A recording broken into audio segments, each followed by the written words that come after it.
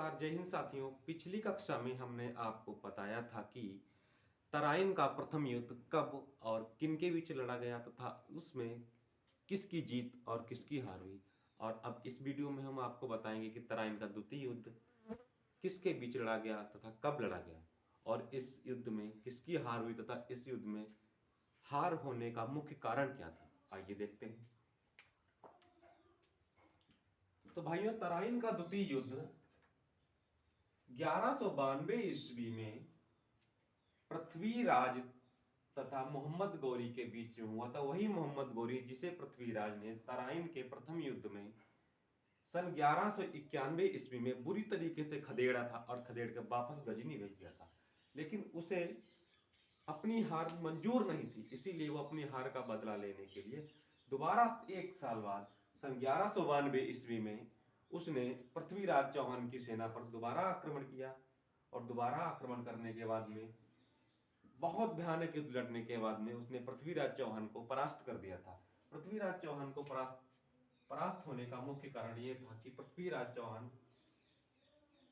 के पड़ोसी राजा जयचंद ने उनकी मदद नहीं की या उनके खिलाफ हो गए और मोहम्मद गौरी को उनके सारे राज बता दिए। जो खुफिया जानकारियां होती हैं एक राजा की, बहुत सारी जानकारियां मोहम्मद गौरी को राजा जयचंद ने दी थी। इसका भी एक मुख्य कारण था, राजा जयचंद पृथ्वीराज चौहान से नाराज थे। नाराज होने का कारण यह था, हुआ था एक बार कि पृथ्वीराज चौहान एक बहुत ही बड़ा महान और बड़े साम्राज्य वाला शासक था, बहुत होनहार तथा बलवान होने के कारण एक बार यह हुआ कि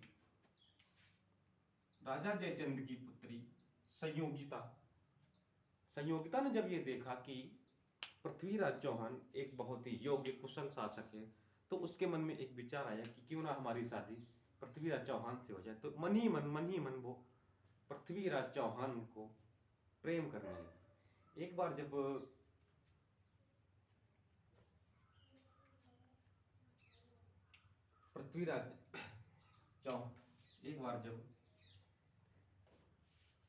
यहाँ पर बना देते हैं इसे कन्नौज, यहाँ पर ये दिल्ली है। तो संयोगिता का जो स्वयंवर रचा, तो स्वयंवर में बहुत बड़े बड़े राजाओं को आमंत्रित किया गया, लेकिन राजा जयचंद ने पृथ्वीराज चौहान को आमंत्रण नहीं दिया।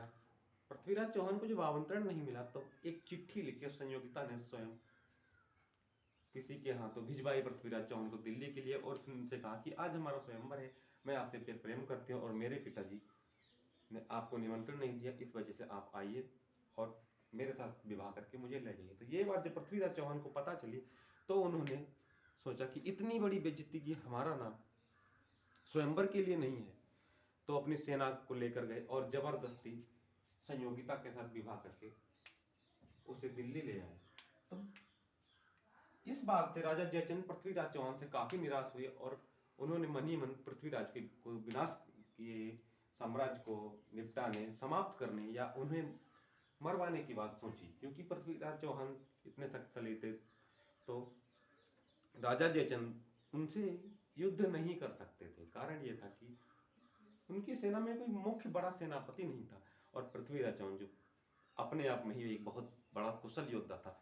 तो राजा जयचंद ने सोचा कि क्यों ना पृथ्वीराज चौहान का एक सबसे बड़ा शत्रु है मोहम्मद गौरी, क्यों ना उसके साथ मिलकर पृथ्वीराज चौहान को परास्त किया जाए। तो पृथ्वीराज चौहान के सारे खुफिया राज मोहम्मद गौरी को मिले। मोहम्मद गौरी ने जब आक्रमण किया सन 1192 ईस्वी में और तराइन के द्वितीय युद्ध में मोहम्मद गौरी ने पृथ्वीराज चौहान को परास्त करके उन्हें बंदी बना लिया।